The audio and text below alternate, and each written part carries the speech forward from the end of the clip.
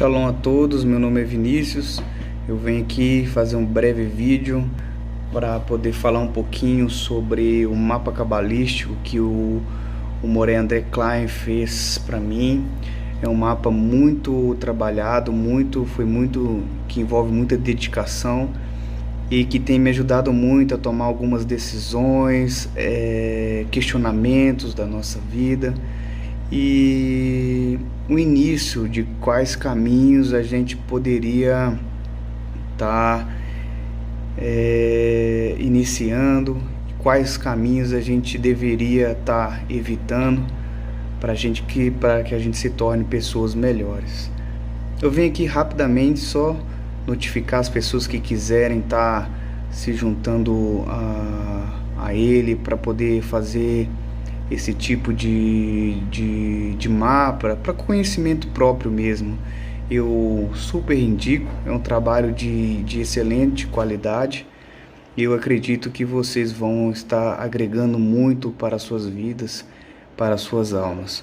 Shalom, shalom, até mais, até breve. Acontece, tudo que nós temos no nosso mundo é consumismo, o que é totalmente contrário à Torá. Por isso que nessa paraxá dessa semana, Moshe começa a relembrar tudo que foi passado. Então é dito que essa paraxá é uma paraxá que o próprio Moshe, né, o Moshe escreveu, e que ela não tem muita, assim, não é que ela não tenha divindade, mas ela é uma repetição das outras paraxá, é uma reprimenda que o próprio Moshe faz nas pessoas que estiveram com ele durante esses 40 anos, que a gente vai entender que não são bem 40 anos, e que o deserto é o ponto principal. Porque como o deserto é estéril, é de lá que você começa a pedir misericórdia ao Eterno. Então, a misericórdia e o contraponto que a Torá coloca é que você começa a pedir por aquilo que você tem de desejo de recepção. Você quer passar de um desejo de recepção para um desejo de doação. E a gente vai falar, entender muito bem o que é isso nas entrelinhas. Porque as pessoas acham que doação e recepção tem a ver com você sair por aí distribuindo comida para as pessoas, ou você pegar um pobre, deixar ele numa situação boa, e etc. Não é nada disso. Porque tudo isso nós temos os montes no nosso mundo. Veja, a própria questão da gente querer uma segurança financeira e etc., e desejam, né, as pessoas desejam. Na verdade, tudo isso a pessoa ela deseja, não é? Porque ela quer ter essa segurança, mas ela não quer ter só a segurança, ela quer viver todas essas questões, não é? Independentemente se o outro tem ou não tem. Mas a questão aqui não é essa, porque Deus ele construiu as pessoas diferentes, cada um tem um desejo. Às vezes, a gente vê aí na mídia pessoas que eram extremamente ricas, não é? E elas doam tudo, falam, não preciso, não quero isso, isso não faz diferença na minha vida. Podem procurar que vocês vão achar pessoas que fizeram isso. Outras pessoas são ricas e se tornam antropólogos, vão para o meio das pessoas pobres, não é? E vão ajudar ali naqueles países porque eles, de uma certa forma, eles viveram no meio da riqueza e, de uma certa forma, eles entenderam que aquilo não era importante para eles. De contrapartida, nós vemos aqui no nosso país mesmo pessoas como o Eike Batista, que tinha muito dinheiro, né? Ele conseguiu muito dinheiro porque ele tinha um conhecimento político muito grande e ele se tornou um dos homens mais ricos do mundo no papel. Então ele tinha ações, ele ia construir um porto e de repente o Eterno tirou tudo. A gente tem a história de Iov também, que é assim, não é? A própria saída de Israel do Egito, que era um sistema equilibrado, onde as pessoas trabalhavam, não é? Para o deserto, leva a gente para um local estéril, o que implica que a gente tem que chegar a essa esterilidade, mas a gente também tem que entender do que nós estamos falando aqui. Como eu repeti anteriormente, a gente não está falando somente de uma questão de receber dinheiro ou dar dinheiro. Não é disso que nós estamos falando. Porque lá no Terrelim, 127 está escrito que é o Eterno que alimenta todas as pessoas. Ou seja, não sou eu nem é você. Nós não alimentamos ninguém. Se o Eterno nos dá a possibilidade, bota o dinheiro na nossa mão e a gente tem a sensibilidade de ver uma pessoa em necessidade e a gente deseja ajudar, a gente ajuda, não tem problema nenhum. Não tem problema nenhum. Mas a gente deve perceber que não somos nós que estamos alimentando ninguém, é o próprio Eterno que fez aquilo chegar até a nossa mão. E não é isso que a Torá está falando sobre a questão de se alimentar um pobre. Como nós vamos dar partida no shiurim de hoje sobre essa questão, não é, de como compreender as questões de alimentar um pobre. Nós temos avançado na Torá, não é? E a gente chega aqui para entender isso dentro de um sistema de Torá, né? Onde a gente vai entender nesse processo, não é? O que é alimentar um pobre. Então depois a gente vai seguir aqui estudando o mês de Ave, o mês de Tamuz, entendendo as suas partes mais internas e o que é ser pobre. Vocês nem imaginam o que é ser pobre, né? Dentro do ponto de vista da Torá, lógico, não dentro do nosso ponto de vista. A gente entende que a Torá ela não discute nada do nosso mundo, ela só discute de questões que são da nossa alma. Ou seja, alguns alunos às vezes vêm me perguntar, mas lá naquela época morreram muitas pessoas, naquela época tinha que matar, e etc. E aí você pode usar Shlomo. Shlomo falou que não existe nada novo debaixo do céu, tudo é a mesma coisa. Então a Torá nunca falou para matar ninguém. A questão que a gente sempre fala é que roubaram o livro dos cabalistas e interpretaram de uma forma errada, sem a devida fórmula da Torá, sem usarem as devidas fórmulas da Torá. E isso fez com que, infelizmente, a gente possa ver as pessoas usando palavras da Torá, né? Como a gente viu o ministro Fábio Dino, né?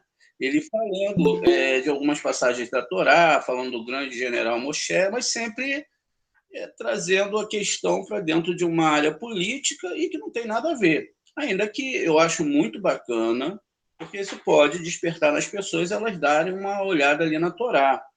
Então, veja, a argumentação que ele falou é que a pessoa deve trabalhar arduamente, não desista, só que ele esqueceu de ler um pouquinho abaixo de estudar a Torá.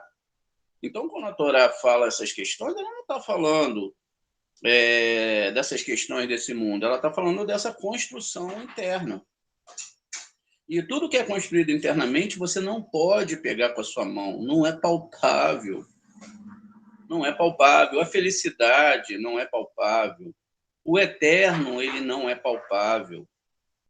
O seu eu interior, ele não é palpável. Mas ele é algo que movimenta toda a sua vida. Então, esses desejos e essas intenções é o que a gente deve entender através da Torá. A Torá só vai falar desse mundo que não é palpável. A partir do momento que nós trazemos a Torá para o mundo palpável, a gente está criando idolatria dentro da Torá. Por quê? Porque se analisam esses textos e se usa ele com a argumentação egoística. E todos vão bater palma, porque na questão do entendimento das pessoas é assim mesmo. Só que, ao mesmo tempo que parece ser muito bonito, né, muito legal, eles estão indo em contrapartida do que a Torá é realmente, e do eco que se ecoou e continua ecoando do Monte Sinai. Então, a gente até dividiu com vocês, né, lá esses dias no nosso canal, que eles não falavam hebraico, né, eles falavam outra língua. Então, lá no livro de Neemias, diz lá no capítulo 13, no versículo 24, que eles falavam outra língua. Eles não falavam mais o hebraico. Os próprios judeus já não falavam mais o hebraico. Eles falavam outra língua, mas não estão falando essa língua da Torá. Por quê? Diminuíram a Torá e trouxeram a Torá para o nosso mundo. Ela chegou ao nosso mundo com a sua linguagem própria. Então, veja, a própria questão, algumas pessoas falam assim, por que que Deus permitiu isso? Deus ele não permitiu isso, não. Quem permitiu isso foram os gananciosos. Porque a religião, ela sempre foi usada para controlar as pessoas, para enganar as pessoas. Então, sempre a religião é essa, venha para cá porque nós temos a solução. Nós temos um líder espiritual, nós temos alguém que é muito importante, e etc. E às vezes essas pessoas, às vezes não, com toda a certeza do mundo, essas pessoas elas não sabem nem o que estão falando. Elas mesmas estão perdidas. Como a maioria de todos nós estamos perdidos, porque isso faz parte da argumentação da Torá. Então, várias vezes, o povo de Israel ele não sabia se é para a direita, para a esquerda, ele não sabia se é frente, se voltava atrás, se ele lutava com Amaleque, que é a dúvida. Então, vários momentos isso vai acontecer dentro da pessoa. Por quê? Isso faz parte da evolução. Isso faz parte dos testes. Tanto é que a gente vê hoje várias pessoas saindo da argumentação bíblica, porque eles procuram uma argumentação nesse mundo, e não existe argumentação para a Torá nesse mundo. Não compreendamos aqui. A nona mitzvah é a de mostrar misericórdia, necessidade de lhe fornecer comida, como está escrito. Então, veja, quando a gente chega na Torá, e a gente vai ver aqui a parte, vamos entender, né? Façamos um homem. Vamos abrir aqui num livro de Bereshit. Agora, existe uma construção que é muito discutida sobre a religião, sobre essa questão de façamos o homem, não é? O homem conforme a nossa semelhança. Então, muita gente usa essa argumentação para até defender a idolatria, não é? Então, isso vai estar no Bereshit 1, 26 ao 28. Vamos olhar aqui. Aqui está escrito, Deus disse. Né? Vaiomer Elohim. Quem falou foi Elohim. Não é? Existe uma grande diferença, a gente sabe, mas o termo Elohim também, a gente deve perceber, segundo o Zohar, que Elohim e o Eterno são um. Por que são um? Porque eles se unem para um só propósito. Eles se unem somente para a retificação do ser humano. E diz aqui, ó, façamos o homem, a nossa imagem, conforme a nossa semelhança. Essa é a parte que nós vamos discutir dentro da Torá. Aqui parece que está falando sobre a criação do homem, né? Ou seja, nesse momento, o ser humano está sendo construído nessa forma física que nós entendemos que está falando aqui. Existe um grande problema aqui. O grande problema dentro das religiões é porque isso te leva a imaginar que Deus tem um formato humano e que ele é uma pessoa igual a gente, ele tem a mesma forma. No judaísmo não se vê assim, porque a gente tem aqui a questão do Demut Haguf, né? Então não vê assim, mas ainda a coisa é muito mais complexa do que se pode imaginar. Até porque a questão aqui definida é que se faça um homem, né? Conforme a nossa semelhança. Depois, no desenrolar da história, vai se ter que Rava ela é tirada de Adão, botando a mulher sempre num quesito secundário. A mulher sempre é menos importante do que o homem. Quando, na verdade, o que a Torá está trazendo aqui é uma linguagem totalmente diferente. Para Hashem não existe diferença entre a alma do homem e a alma da mulher. É a mesma coisa. Por isso que a Torá que serve para o homem também serve para a mulher. Por isso que a circuncisão, como a gente já viu, não é algo que é somente para o homem, mas também é para a mulher, porque é uma questão que acontece dentro do ser humano e não fora do ser humano. Então, como a gente disse, tudo que tem na Torá, ela não é palpável. Não é feito de ritos, não é feito de religião. Os nossos sábios, os sábios da Torá, eles colocaram dentro dessa cultura, não é, algo que sabia-se que no futuro ia ser recuperado. Então ficou ali preso dentro da cultura para que no futuro fosse recuperado para que nós pudéssemos entender.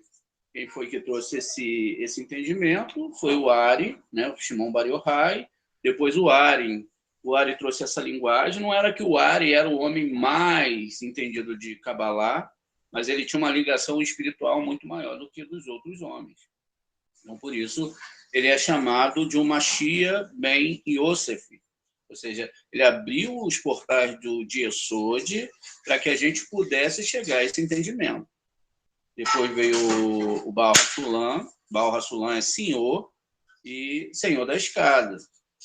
Veja, o próprio termo, hoje a gente tem nas nossas religiões, falar Baal, né, que é uma palavra chamada senhor, e já é um termo de pessoas falarem deuses pagãos. E se usa um monte de nomenclatura para falar de coisas que não se conhecem. Então, Baal HaSulam quer dizer que ele era senhor da escada, e não tem nada a ver que é ligado a nenhuma entidade fora da Torá. E assim depois veio o Rabash, que era o seu filho, né? E também pôde trazer mais entendimento e mais luz sobre esses assuntos da Torá. Então, quando a gente chega aqui nessa parte, né, esse homem que é construído aqui, ele é formado de duas partes, tá? Já vista que ele ainda não foi separado, né?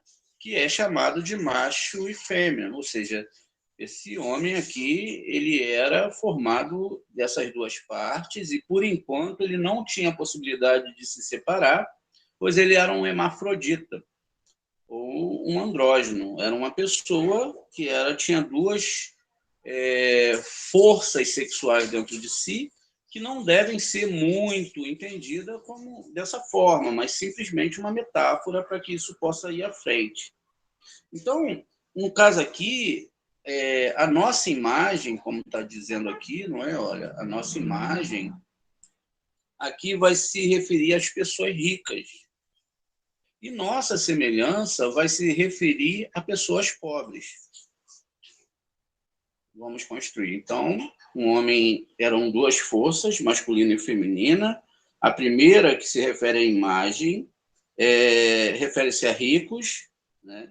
E conforme a nossa semelhança, aos pobres. A nossa imagem refere-se a rico e conforme a outra parte, a segunda parte, né? A nossa semelhança são as pessoas pobres. Pois o lado masculino, eles são ricos, mas do lado feminino, eles são pobres. Eles estão unidos, misericordiosos uns para os outros e ajudam-se um ao outro. Assim, embaixo, os ricos e os pobres devem estar unidos como um e devem partilhar uns com os outros e mostrar misericórdia uns aos outros. Nós vemos no livro do Rei Shlomo que aquele que mostra misericórdia aos pobres, com todo o seu coração, sua imagem nunca vai se diferir da de Adão. Veja, então ele vai ser sempre igual a Adão, o primeiro homem, não é? Que foi construído pelo Eterno, e que depois de uma certa situação, ele acaba vindo para o nosso mundo. Então ele vai ser sempre como aquele Adão, o primeiro homem, e dado que ele foi criado à imagem de Adão. E ele foi criado à imagem de Adão, desta forma ele governa todas as criaturas na terra, por sua imagem, como está escrito. E o temor de vós e o pavor de vós estará sobre cada animal na terra. Isso é o Bereshit, no 9:2. Vamos ver aqui, ó. Bereshit. O medo e o pavor de vocês estarão sobre todos os animais da terra, sobre todas as aves do céu, e assim sucessivamente. Então, todos temem essa imagem, ou seja, a imagem do Adão, existindo nele. Pois a mitzvah de mostrar misericórdia aos pobres é o mais importante de todas as mitzvot para elevar o homem à imagem de Adão. Essa é a mais importante. Como sabemos isto? Nabucodonosor, né? Embora ele tenha sonhado um sonho, enquanto ele teve misericórdia dos pobres, esse sonho não se torna realidade. Contudo, assim que ele começou a olhar mal sobre os pobres, sua imagem mudou de súbito e ele se distanciou do povo. Logo está escrito: façamos o homem disse na forma como foi dito da caridade em outro versículo. Desta forma, façamos.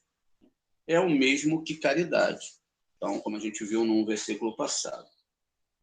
Os ricos e os pobres correspondem aos princípios macho e fêmea. E a Zerampim e a sua núclea. Façamos o homem, né? Os ricos e os pobres correspondem aos princípios macho e fêmea, né? A Zerampim e sua núclea, ou seja, nós temos aqui Zerampim, que é uma seferote, essa parte de Zerampim, e a sua núclea, que é Malhut. Então, é isso que vai ser correspondido em macho e fêmea, né? Contudo, não há nada aqui que se aponte para a obrigação dos ricos serem misericordiosos aos pobres e lhe providenciarem suas necessidades. Mas esta instrução difere do resto, em que, em todas as outras ordens do Criador, é separada da ação, que a segue, como está escrito. O Criador disse, haja luz. Então, a gente sabe que isso está em Bereshit também, haja luz, e houve luz. E também o Criador disse que as águas se reúnam, e assim foi. E assim por diante, em todas as mitzvot, e nenhuma das outras mitzvot contém a instrução do Criador, misturada com a ação. Então, veja, lá nós temos a ação, não é? E temos uma ordem e uma ação. Essa mitzvot não tem essa questão. Ela é uma mitzvot que só contém a instrução do Criador, misturada com a ação, isto é, porque a criação inteira se originou de ave. Ou seja, a gente sabe que ave é Rohimá e Biná, dentro de Biná, que vai estar, não é, dentro aqui de Rohimá, pode-se ter ave, porque a ideia surge aqui de dentro, e dentro da própria Biná, que tem ave aqui, que é Aba Veína. Então, esses mundos espirituais. Então, onde Aba falou a Ima, ou seja, onde Aba, Rohimá, como nós conhecemos, ele dá uma ordem para Biná, e a Ima agiu, ela fez, ela construiu, né? Então, é isso que lá está sendo falado. E aí, Aba deu à luz a Ima. E após ela ter dado a ela, ele próprio começou a agir sobre ela, pois apenas com a propriedade de Aba, né, poderia a criação não ter se manifestado em ação. Então, pois nada há limite na criação na qual as ações pudessem ser reveladas. Vamos ler mais uma vez aqui, ó. Então, ave, onde Aba falou a Ima, agiu, Aba deu luz a Ima, e após ele a ter, né, dado a ela, ele próprio começou a agir sobre ela, pois apenas com a propriedade de Aba poderia a criação não ter se manifestado em ação, pois não há limites na criação na qual as ações pudessem ser reveladas. Então, assim, Aba emite uma ordem que designa a passagem da luz dele a Ima. Porém, dado que esta é meramente uma ordem e não uma ação, como uma força em vez de uma ação, o tempo futuro é usado. A mesma linguagem é usada na descrição da criação do homem. O Criador disse, criemos o homem. Note que a forma plural é usada, criemos, não é? Então, veja, criemos porque Rohimá deu a ordem a Biná, não é? E ele mesmo participa da ação, o que ainda é abaixo de Keter, ou ainda é abaixo de Keter, ainda que a gente esteja no mundo de Atzilut, é abaixo de Keter, e o Criador ainda está aqui em cima. Então, quando se fala que essa ordem foi dada, essa criação, ainda que não seja a criação como nós a conhecemos, elas foram dadas por essas forças espirituais formadas por anjos, não é? A gente sabe que em Rohimá ainda não tem letras hebraicas, não é? As letras hebraicas elas começam a surgir abaixo, né, desse Gar aqui de Biná, e aqui para baixo, então, começam as letras espirituais. E se a gente para pensar, o próprio mês de Ave, ele descreve isso.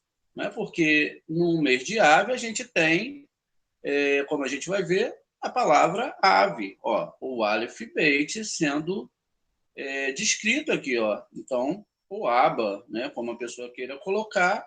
Então, aqui é uma construção espiritual. Lógico que a gente vai deixar isso para falar um pouquinho mais tarde, para a gente continuar aqui com esse entendimento. Muito bem.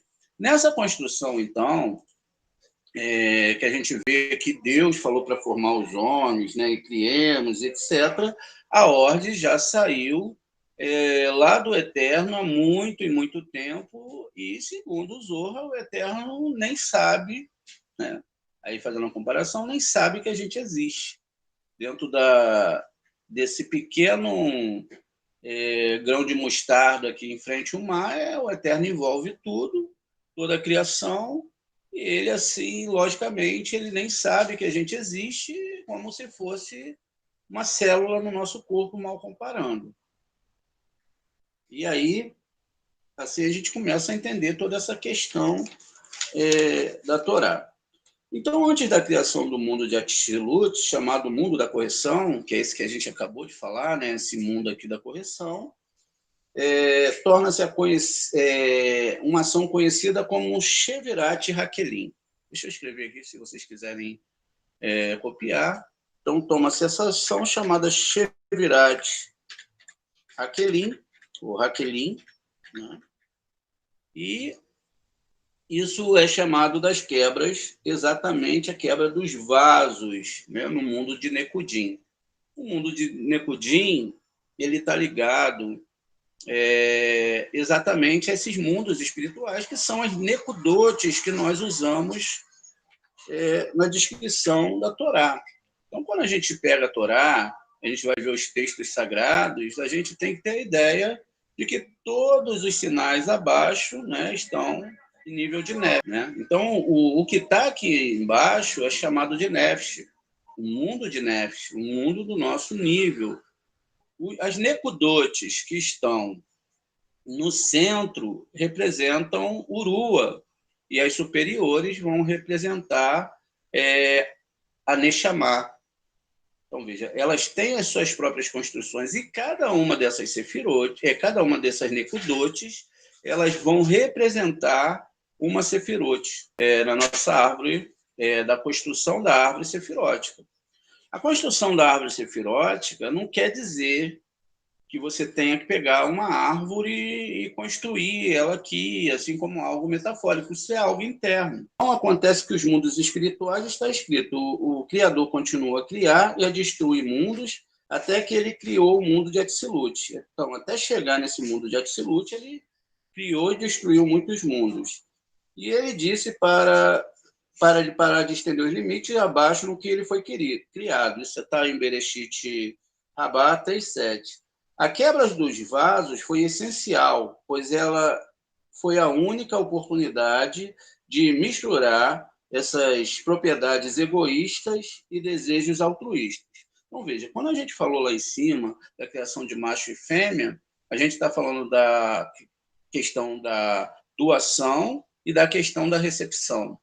Então, essas forças, elas foram misturadas dentro do ser humano, não é? Para que o humano ele pudesse agora ter como trabalhar exatamente esses desejos internos. Então, o que se constrói é que a própria criação do homem e da mulher na Torá não está ligada. Então, no final, né, esses desejos que estão dentro do homem é o que é discutido pela Torá. Ela discute esses desejos. Então, todas as sefirotes dentro de sefirotes são desejos, são pensamentos, são intenções. E essas intenções, elas são dirimidas pelo entendimento que ela tem da Torá. Por isso que uma pessoa que lê uma Torá literalizada, ela logo vai acreditar que no Shabat, se alguém quebrar, essa pessoa é impura e que essa pessoa ela deve ser morta a pedradas. Então, veja, é uma coisa absurda, não é? Então, se você pega isso realmente, como se fizeram E aí eles acabam falando que o Deus do Antigo Testamento era um Deus muito rígido, era um Deus muito ruim, porque como pode isso? Na verdade, o que acontece é que eles viram na própria Torá a possibilidade de ganhos financeiros, não é? Porque a Torá ela fala desses ganhos financeiros que é mal entendido, como a gente vai ver. A própria construção do que a gente está fazendo aqui é sobre a linguagem de alimentar o pobre, de dar ao carente aquilo que ele precisa. É lógico que, de forma nenhuma, eu não devo entender também a primeiro nível, né? Eu não devo entender, dentro desse aspecto aqui, eu não devo entender o primeiro nível. Mas, na verdade, não é isso que a Torá está falando. A Torá ela está falando de outras questões, como a gente vai ver. Ela está falando desses desejos, né? Então, como esses desejos foram misturados, né? Ou seja, a mistura dos desejos ruins com desejos altruístas, afinal, essa distância espiritual, né, ela vai ser feita entre nós e o Eterno pela disparidade das propriedades do desejo. Como nós sabemos, o Eterno ele é pura doação, né? Ele desejou um dia doar, e diz alguns midrashins que ele não podia evoluir, porque não tem como o Eterno evoluir. Então ele desejava ver pequenos fragmentos dele mesmo evoluindo no nosso mundo. Mas essa evolução ele não queria como fosse dos anjos, como a gente viu. Os anjos são seres mecânicos e esses anjos eles não ficam decidindo nada, eles apenas recebem uma ordem e seguem o Eterno como se fosse uma sombra.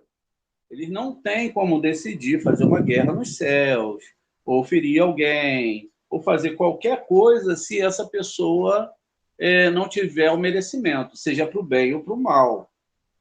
Não é?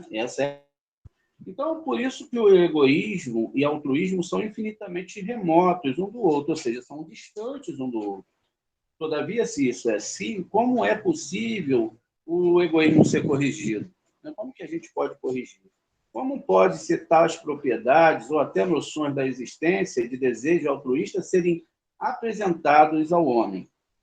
Daí, então, para permitir aos desejos egoístas serem corrigidos, o Criador executou a quebra desses vasos. O forte impacto entre o desejo oposto, egoísta e altruísta, ele é chamado forte, pois é impossível unir esses desejos por qualquer outro meio, além de uma explosão. Então, esses desejos eles vão ter que se unificar e vão ter que explodir. A questão aqui explodir é que ele entra dentro do ser humano e o ser humano começa a perceber o que a gente viu em algumas aulas atrás, ou seja, ele nem sabia que isso existia, porque em todo momento a luta que ele tinha era para ser abençoado, construir um mundo aqui. E logo depois dele, mesmo sendo totalmente abençoado, não passando por nenhuma dificuldade, ele ainda almejava que o Olam Rabá seria sua morada. E ele lutava por tudo isso. A gente viu no primeiro mandamento de Abraão que isso é proibido pela Torá. Por quê? Enquanto eu mantenho esses desejos que parecem ser muito bons, mas que no final me levam a ser o oposto do Criador. Ou seja, o oposto do Criador, porque o Criador doa para todos, não é? E aí é ele que alimenta todos. Dentro dessas construções internas, então eu vou imaginando que eu mesmo posso ser o salvador. Não só de mim mesmo, como de todas as pessoas ao meu redor. Eu sou o provedor. E eu sempre sou aquela pessoa que é escolhida para fazer o melhor por todos. Quando, na verdade, quem faz tudo, até mesmo os pensamentos bons ou ruins que são enviados, é o próprio Eterno. A mim só me cabe a reação mediante a cada situação que vai acontecer. O que acontece externamente só será possível, como a gente vai ver, através daquilo que eu sou internamente. Se nós colocarmos duas pessoas com padrões diferentes, uma pessoa mais rigorosa, uma pessoa menos rigorosa, uma pessoa introspectiva, né? Uma pessoa que é super brincalhona, em várias situações, o resultado final vai ser diferente da análise de cada um. Até as pessoas que sempre veem as coisas com os bons olhos também vão ter uma visão diferente de quem vê tudo com os olhos ruins. Mas o que acontece dentro disso é que eles são os mesmos seres. O que muda todos esses seres humanos são os seus desejos e o nível que esses desejos funcionam dentro dela. E aí é que está a questão. Então, para permitir os desejos egoístas serem corrigidos, o Criador executou a quebra dos vasos e esse forte impacto, não é, que vai unir estes desejos, né, que é feito através de uma explosão. Com o resultado dessa explicação, os altruístas quelins, desejos puros, penetram os egoístas, impuros, e deram ao homem uma oportunidade de livre-arbítrio e correção, né, própria, que ele mesmo pode fazer. Após a destruição do Cri puro e da descida das suas partes para a impureza, o mundo de Atzilut foi formado. Só após isso acontecer é que o mundo foi formado.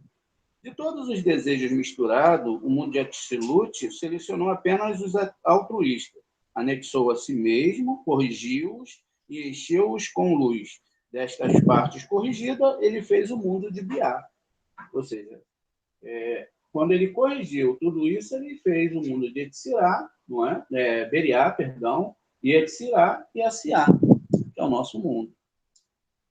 E aí a questão aqui ela fica muito maior. Com tudo o que existe dentro deles, ou seja, tudo que existe aqui, tudo que a gente possa perceber, ainda que pareça ser muito bom ou ruim, está sob o governo do Criador. E ele, como eu disse, não dá para ninguém o desejo a vontade, o direito de querer fazer aquilo que ele não queira. Ainda que pareça que você ou eu estamos fazendo algo diferente do que o Criador colocou que nós fizéssemos, isso é uma pura ilusão. Porque nós sempre vamos depender do nosso entorno. Por exemplo, você está em um determinado lugar e te dá sede, você vai ter que beber água, mas você não escolheu isso. Não é? Outras situações que nós entramos na nossa vida e que fomos enganados, também não escolhemos isso, e aconteceu. E quando tudo isso acontece, a gente tem que tomar a melhor decisão. Só que essa decisão ela vai ser tomada através do nosso CRI, através da nossa internalidade. Então, pode ser que dentro dessa história eu possa ser a pessoa introspectiva, ou eu posso ser aquele brincalhão, ou aquela pessoa que tem um olho ruim, ou a pessoa que tem um olho bom. A Torá fala para a gente ter sempre o olho bom, por quê? Porque tudo é feito pelo Eterno. Inclusive a minha interioridade. Ainda que ela não seja adequada, ela está me levando para que eu entenda esses parâmetros desses desejos ruins que foram formados dentro de mim e que fundiram com os desejos altruístas, e agora cabe a gente fazer o seguinte. Muito bem. Então, com tudo que existe dentro deles. Essas correções do Kelim, quebrados e misturados pelo mundo de Atzilut, são descritas no primeiro capítulo da Torá, que fala da criação. Ela é uma instrução de expor e separar os Kelim, egoístas dos altruístas. Como, por exemplo, o seguinte versículo. E o Criador dividiu a luz das trevas, o Criador dividiu as águas da terra seca, e o Criador dividiu o dia da noite. Isso está nas nossas aulas, lá da linguagem dos ramos, no nosso canal. Você vendo lá, você vai poder entender o que é isso. E assim por diante. Todos esses exemplos falam da separação das forças puras e das impuras, do bem e do mal. E tudo que se divergiu se tornou parte do sistema puro. Desta forma, o ato inteiro da criação está contida na descrição do primeiro dia da criação da palavra haja luz. Por isso, é quando a luz foi separada das trevas, isso porque, no todo, a pureza é chamada de luz. A impureza é chamada de trevas. E todas as outras definições da pureza e impureza são apenas nomes particulares, designando suas várias manifestações. O mundo de Atzilut fez apenas uma correção parcial. Ele apenas separou os desejos altruístas dos desejos egoístas, luz das trevas, e assim criou o sistema da criação descrito no início da Torá.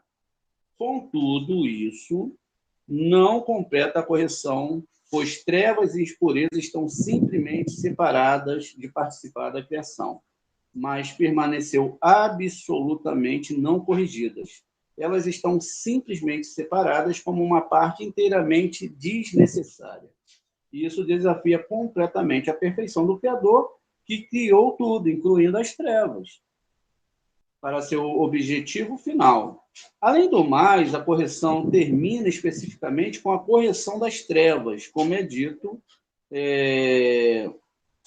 no Terrilim 139, 12. A noite brilha como o dia e as trevas como a luz. Veja, a noite brilha como o dia e as trevas como a luz. Isso significa que isso vai acontecer através do estudo do Zohar, através do estudo da Kabbalah, dentro do homem. Visto que aqui não quer dizer de dia e de noite, mas do desejo de receber e do desejo de doação. Para corrigir isto, o homem foi criado contendo tudo e consistindo de todas as propriedades da criação, da bondade absoluta ao mal total. Isto capacita o homem a executar a correção e alcançar a completa perfeição. Por outras palavras, ele deve tornar o mal em bem, o amargo em doce e as trevas em luz. Como resultado, a morte desaparecerá para sempre e o Criador irá manifestar-se como Rei de toda a criação. E isso é uma particularidade que vai acontecer dentro de cada um. A única coisa que divide disso acontecer são os nossos desejos egoístas. Assim há uma grande diferença entre a descrição da criação,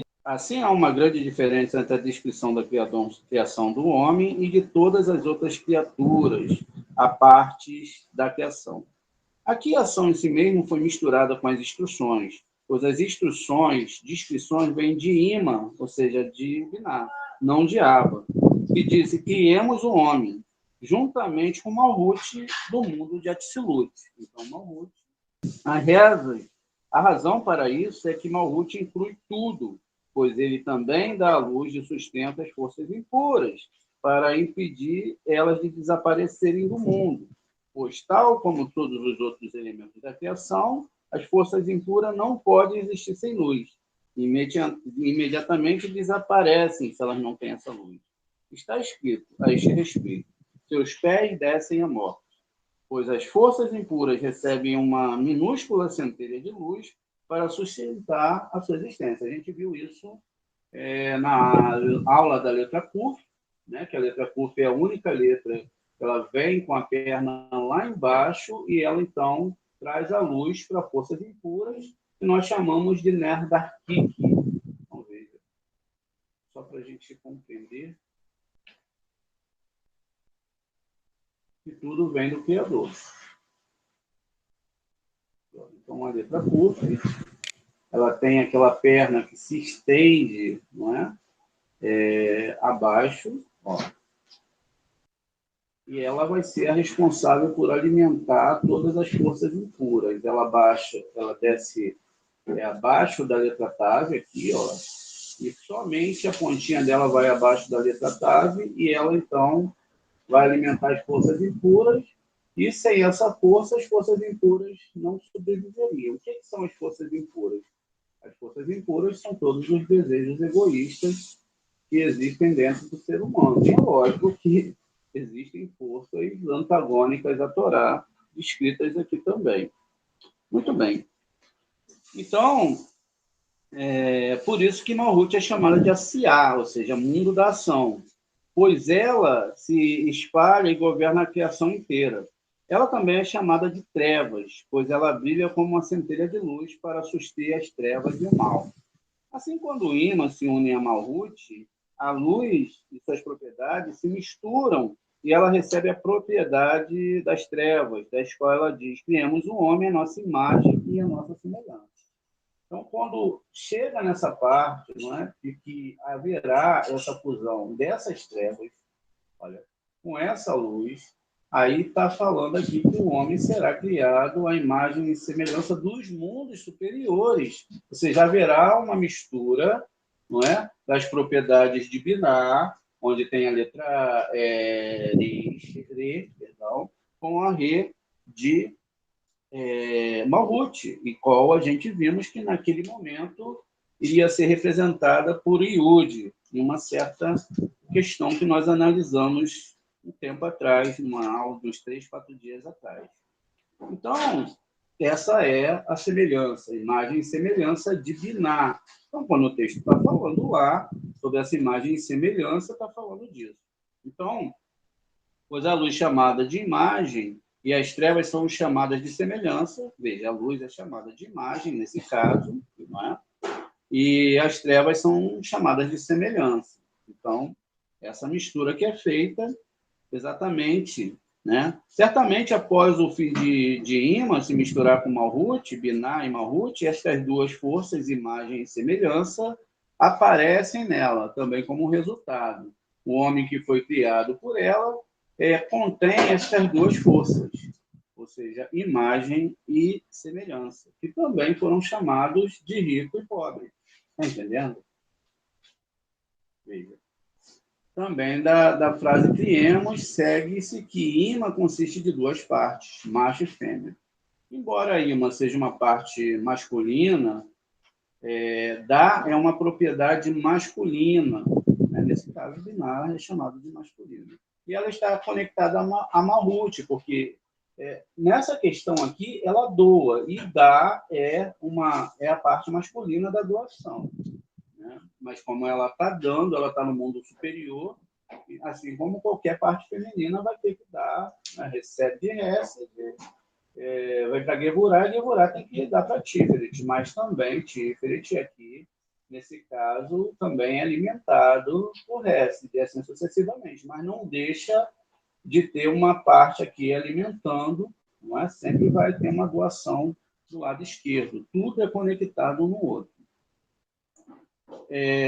Então, como Ima consiste de duas partes, macho e fêmea, embora Ima seja uma parte masculina, Dá é uma propriedade masculina, ela está conectada a Malhut. Além do mais, a propriedade masculina sugere a presença de luz, enquanto a propriedade de Núquiva, a parte feminina, é pobreza e trevas. Então, aqui é uma Núquiva, não é? É uma parte da árvore semiótica, é uma Núquiva. Então, aqui é trevas, porque ela vai receber e somente recebe dessa parte lá de cima. E é chamado de pobreza. Então, aquele que é rico é luz, que é rico no desejo da doação, e aquele que é pobre é trevas, né, que está em Malhut. E essa precisa da combinação das propriedades de Ima e Malhut, que permite o homem corrigir Malhut, preenchê-la com luz e espalhar a pureza espiritual e a santidade pela terra inteira, que é Malhut. Está escrito que no fim da correção, criaturas serão um, pois as trevas de Malhut... Oi. Alguém me chama? Oré. Oi. Desculpe, mas você tinha falado que Aba deu à luz a Ima. Ima é feminino e masculino, agora você falou que Ima é masculino e feminino, que eu anotei aqui que Ima era feminina. Masculino, nesse caso, porque ela é doadora. Mas quando ela recebe de Rohimar, é feminina. Tá, obrigado. Tá bom? Então, vamos lá. Então, deixa eu voltar aqui, deixa eu ver onde eu... Oi? Não, vou parar. Deixa eu só... Então, gente, vamos fazer o seguinte, a gente chegou até aqui, entendeu essa parte. Deixa eu ver se... Vamos ver aqui até onde a gente vai, para a gente terminar, é melhor. A gente começar a segunda... já está quase terminando. Então, veja. Então, deixa eu ver só aqui.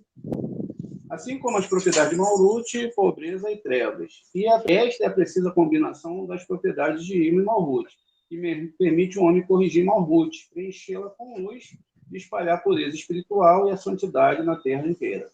Está escrito que no fim da correção, o Criador e seu nome serão um, pois as trevas em Malhut serão transformadas em luz, como parte masculina, né, Havaiá, tudo será como uma propriedade masculina, como se diz. Não haverão pobres na tua nação.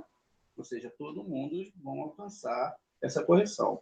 E a mitzvá de respeito com Ima, que se uniu com Malhut, de modo a corrigi-la, que é porque de Ima incluía imagem e semelhança. Né? O homem precisa corrigir suas qualidades, de modo a corrigir as partes das trevas dentro dele. Para este fim, ele deve diminuir suas propriedades, tal como Ima, e dar sua parte, caridade, à pobre Malhut, que é privada de luz. Ele deve mostrar misericórdia, a semelhança, a pobreza dentro dele, e providenciar-lhe com tudo o que ela precisa. Ao observar essa mitzvah, o homem recebe imagem e semelhança de Ima, a luz superior, que foi recebida por Adão, criada a imagem e semelhança. É por isso que ele tem o poder de governar sobre todos os animais do mundo. Esses animais são todos os seus desejos animalescos, a tal extensão que nenhuma força impura deseja permaneça dentro dele. Porque, para que ele não... O Zohar dá exemplo de Nabucodonosor, embora o supremo veredito em relação a ele tenha sido alcançado, seu sonho não se tornou realidade enquanto ele foi misericordioso para os pobres. Contudo, assim que ele permitiu que o seu olhar perverso olhasse o mal sobre os pobres, a sentença foi imediatamente executada e a sua imagem mudou. O que estão interessados, a gente pode depois ler o livro de Daniel, para ver bem isso. Verdade significa a união de Biná com Malhut. Similarmente, a história de Ruth conta sobre isso, porque Ruth, também a gente sabe que é Malhut, ou Moabite, avó do rei Davi. Davi é Malhut, e Boaz foi misericordioso para ela. Esse casamento iniciou a dinastia real de Israel e descreve a correção